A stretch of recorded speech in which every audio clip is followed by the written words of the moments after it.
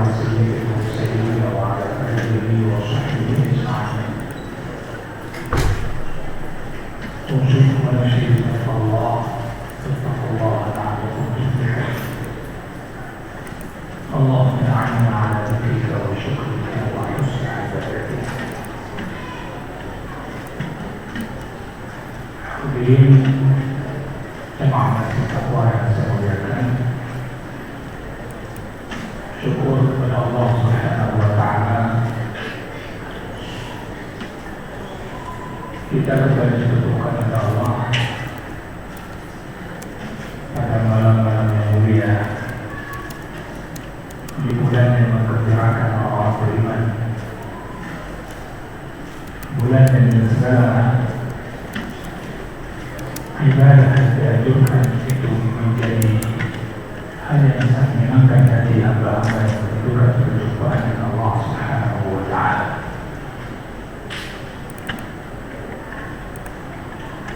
Pada bentuk bahagia ini kita sedikit mulai kaji dan mengingatkan diri kita bahwasanya Ramadan ini adalah kuota yang terbatas yang Allah berikan. Dia setahun sekali dalam jumlah hari yang sedikit. Maka Allah Subhanahu wa Ta'ala mengatakan ayatan ma'dudat. Hari yang sedikit ini kita berlebih. Hari yang sedikit ini kita kurangi hidup. Hari yang sedikit ini kita mengorbankan harta yang semuanya jika Allah Subhanahu wa Ta'ala menerima amal ibadah kita, itu akan menjadi sesuatu yang sangat berharga yang akan abadi di alam sana. Maka Ramadan ini setiap tahun yang Allah berikan kepada kita sampai ke tahun ini, waktu yang Allah berikan yang sangat terbatas itu hanya bisa memanfaatkan orang-orang yang mengenal nilai-nilai Ramadan. Orang kalau sudah tahu nilai, maka dia akan menjaga, berusaha untuk mendapatkan. Makanya nilai yang mahal yang ada pada Ramadan ini pun tidak mungkin dicapai dengan keinginan semata tanpa ada usaha yang nampak yang kita buktikan sebagai buah cerminan keimanan kita kepada Allah Subhanahu wa Ta'ala. Hadirin yang saya muliakan, iman ini jadi bergerak. Iman ini menjadi bergerak utama.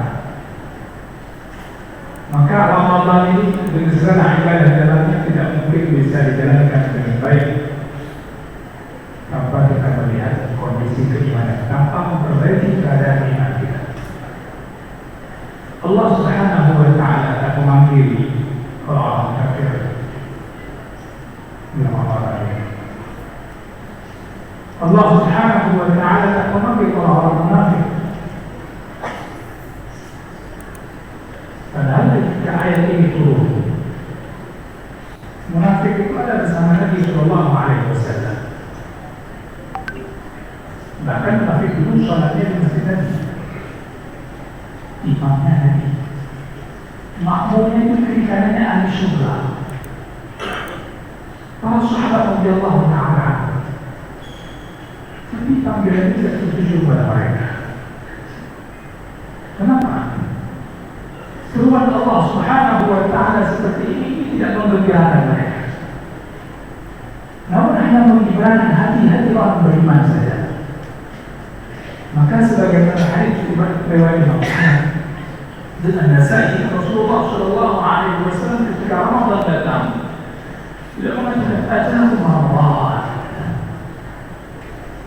Bushra, kabar gembira. Rasul ikut menggembirakan para sahabat dan menyampaikan kabar gembira. Datang kepada kalian itu Ramadan. Yang mana hadis ini kata para ulama menjadi dalil anjuran untuk mengucapkan ucapan selamat berpuasa Ramadan di antara kita sesama orang beriman.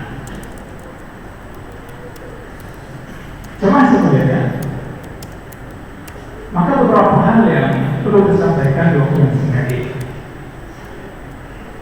Kenapa orang munafik tidak menjadi bagian yang dipanggil, yang diserukan memasuki Ramadan? Karena memang amal-amal Ramadan ini kalau kita lihat, yang tak mampu mereka lakukan di luar Ramadan yang mereka tak mampu. Contoh, dalam Ramadan dianjurkan kita memperbanyak salat. Kita kenal dengan qiyamul lail atau salat tarawih. Rasulullah sallallahu alaihi wasallam sebagaimana kata Abu Hurairah radhiyallahu anhu, hadis muttafaqun alaih, bahwasanya Rasulullah mengatakan qama imanan.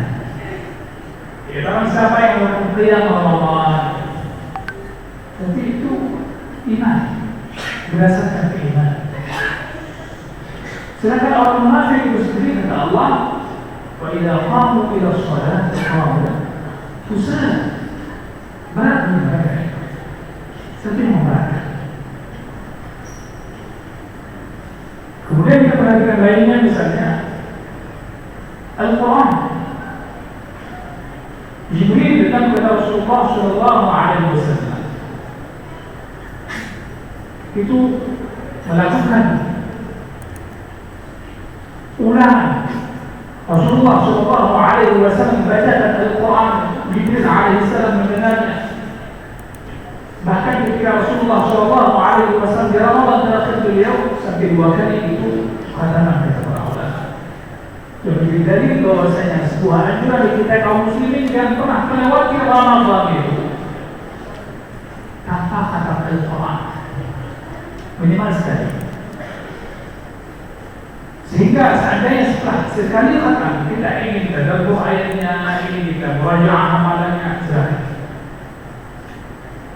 Namun lagi-lagi Al-Quran ini hal yang paling berat bagi orang munafik, karena sejak masa turunnya mereka ini memang tidak percaya, tidak beriman.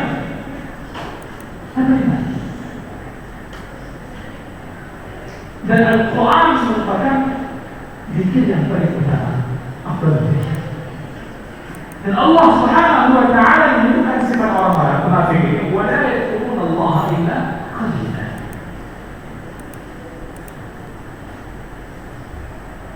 Kita lihat satu contoh lagi, sedekah. Sedekah ini kata Rasulullah sallallahu alaihi wasallam, as-sadaqatu burhan.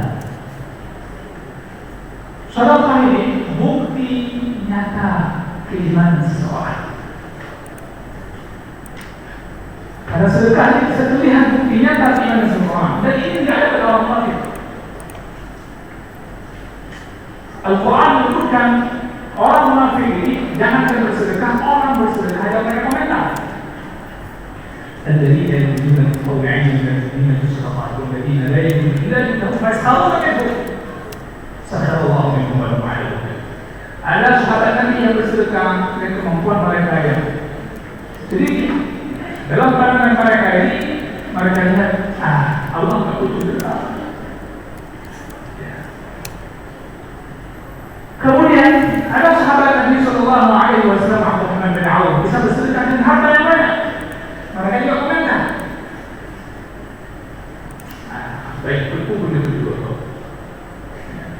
Dan sebagainya. Hadirin sekalian, maka orang munafik wala yunfiquna illa wa hum kadhib. Ini karakter munafik yang mana kalau kita lihat dalam konteks Ramadan, Rasulullah sallallahu alaihi wasallam menjadi orang yang sangat dermawan. Kedermawanan Rasulullah sallallahu alaihi wasallam digambarkan orang yang berinfak memberikan hartanya dan Allah Subhanahu wa taala tak takut fakir. Tak takut miskin. Tak kebayang itu sama Rasulullah sallallahu alaihi wasallam. Hadirin berbahagia. Maka hal seperti ini kita bisa memahami kenapa Allah katakan ya ayyuhalladzina amanu. Wahai orang-orang beriman, kutiba alaikumus shiyam, Allah mewajibkan atas kalian berpuasa. Yang mana puasa itu hanya umat Nabi Muhammad SAW yang telah melakukannya. Umat sebelumnya juga mengenal puasa, karena kutiba alaikumus shiyam. Yang mana di sini dengan isyarat kata para ulama, puasa itu kita harus punya daya juang, harus punya jiwa munafasah, bersaing bukan hanya dengan sesama kita, bahkan dengan umat sebelum kita. Bagaimana kita menjadi umat terbaik? La'allakum tattaqun, kalian umat Nabi Muhammad SAW harus bisa kalian buktikan di antaranya dengan memasuki Ramadan, ibadah puasa, ibadah salat dan lain sebagainya. Maka hadirin berbahagia. Maka di sini bisa kita pahami bahwa Rasulullah SAW telah memberikan kepada kita contoh berpuasa seperti apa. Sehingga para sahabat telah meriwayatkan kepada kita cara puasa Rasulullah, apa kebiasaan Rasulullah, apa yang sering Rasulullah SAW lakukan. Ijma' para ulama 9 kali Rasulullah SAW berpuasa Ramadan. Sejak awal diwajibkan tahun 2 Hijriah. Maka kita lihat para sahabat Nabi SAW, begitu juga generasi setelah mereka, puasa itu nampak beda di dalam Ramadan dengan hari-hari sebelumnya. Mereka menjadi generasi yang diubah oleh suasana Ramadan, bukan orang generasi yang mengubah suasana Ramadan. Di sini kita bisa melihat sisi perbedaan antara generasi yang saleh dan generasi yang salah. Generasi yang saleh, dia memasuki Ramadan dengan segala tujuannya, yaitu apapun ibadah yang Allah perintahkan, tujuannya agar menjadi orang yang dibersihkan dosa. Allah ampunkan dosa. Maka hadis Nabi man shama Ramadan imanan wa ihtisaban ghufira lahu ma taqaddama min dhanbihi. Man qama Ramadan imanan wa ihtisaban ghufira lahu ma taqaddama min dhanbihi. Ketika Rasulullah SAW memotivasi kita untuk bersedekah, apa kata Rasulullah SAW di antara fadilah sedekah? Kita punya walau bersyukur kepada bersedekah, walaupun dengan setengah biji kurma, itu menjadi hal yang akan menyelamatkan kita dari neraka Allah Subhanahu wa Ta'ala.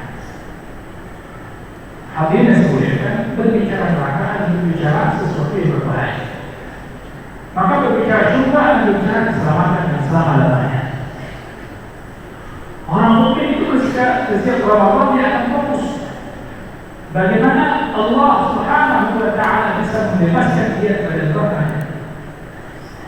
Maka dalam hadis disebutkan bahwasanya setiap malamnya ada saja beberapa hamba-hamba Allah Subhanahu wa Ta'ala yang mereka sudah jatah dari neraka, Allah bebaskan mereka dari neraka. Pertanyaan dari kita orang beriman, seberapa antusias kita untuk menjadi orang yang terbebaskan dari neraka Allah Subhanahu wa Ta'ala. Maka yang merugi dikatakan hadis kata Allah, sungguh merugi orang yang Ramadan dia masuki dan dia lewati Ramadan, kuota Ramadan habis, kuota Ramadannya habis, namun dosanya tidak terampuni. Maka hadirin sekalian, sebelum kita menutupi, saya ingin mengatakan bahwasanya semua ibadah yang begitu besar di Ramadan ini tidak mampu kita lakukan tanpa ada pertolongan Allah. Ramadan ini bulan doa, maka perbanyaklah doa minta kepada Allah Subhanahu wa Ta'ala agar Allah membantu kita dalam segala ibadah yang sedang kita usahakan di bulan ini. Jangan pernah mengandalkan kekuatan fisik kita, sehatnya makanan kita, tidak ada apa-apanya. Ya. Sahabat Rasulullah SAW dan generasi setelah mereka banyak orang yang terus berhenti. Kalau kita bandingkan gizi mereka itu, mungkin tidak ada apa-apanya. Akan tetapi mereka menjadi orang yang kuat dan ibadah kepada Allah Azza wa Jalla. Betis Ibnu Mas'ud dibandingkan dengan betis kita, ayo hadis ini. Tapi tidak ada bandingannya betis Ibnu Mas'ud radhiyallahu anhu begitu beriman. Maka di sini ada katakan ibadah ini mengandalkan Allah. Maka Al-Fatihah setiap kita baca mengingatkan kita iyyaka na'budu wa iyyaka nasta'in. Al-ibadah wal isti'anah. Ibadah kepada Allah dan mohon pertolongan kepada Allah Subhanahu wa taala. Maka barang siapa yang minta tolong kepada Allah, Allah pasti menolong. Maka tidak ada yang tidak menggerakkan orang mukmin di Ramadan. Karena semuanya dia adalah muwafaqah Allah. Selamanya dalam Ramadan ini dia merasa diawasi oleh Allah Subhanahu wa taala. Hadir berbahagia. Maka di akhir ini saya mengatakan siapapun kita jangan pernah melupakan doa kepada orang lain selain